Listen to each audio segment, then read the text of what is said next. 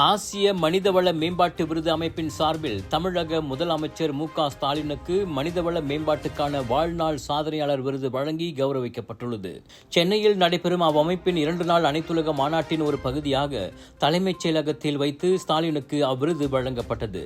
Bahrain நாட்டின் முன்னாள் அமைச்சரும் ஆசிய HRD விருதுக்குழு தலைவருமான ஃபாமி ஜவுதர், மாலத்தீவு முன்னாள் ஜனாதிபதியும் விருதுக்குழு துணைத் தலைவருமான முகமது வாஹித் ஆகியோர் இந்த விருதை வழங்கினர். சமுதாய மேம்பாடு, படைப்பாற்றல் மற்றும் புத்தாக்கத்தை வளர்ப்பதற்கான திறன் மேம்பாட்டு சூழல் அமைப்பை வலுப்படுத்தியதற்காக ஸ்டாலினுக்கு விருது வழங்கப்பட்டதாக அவ்வமைப்பின் நிறுவனரும் மலேசிய சைபர் ஜயா பல்கலைக்கழக இணைவேந்தருமான தான் ஸ்ரீ டாக்டர் ஆர் பாலன் தெரிவித்தார்.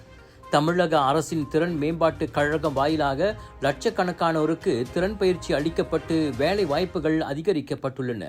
இதனால் தமிழக இளைஞர்களின் வாழ்க்கை தரமும் உயர்ந்துள்ளது.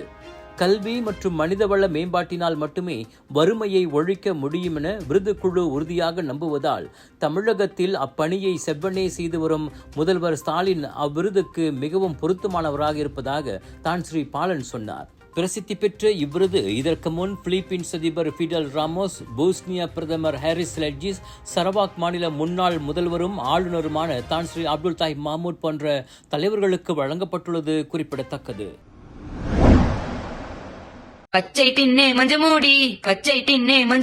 மலேசியா மக்களே, 24 வருடமாக உங்களின் மனதில் நீங்கா இடம் பிடித்திருக்கும் இந்த விளம்பரம் தீபாவளி நினைவுறுத்தும். இந்த குரலுக்கு சொந்தக்காரர் யார்? கண்டுபிடிப்பவர்களுக்கு 10,000 மதிப்புள்ள ரொக்கம்.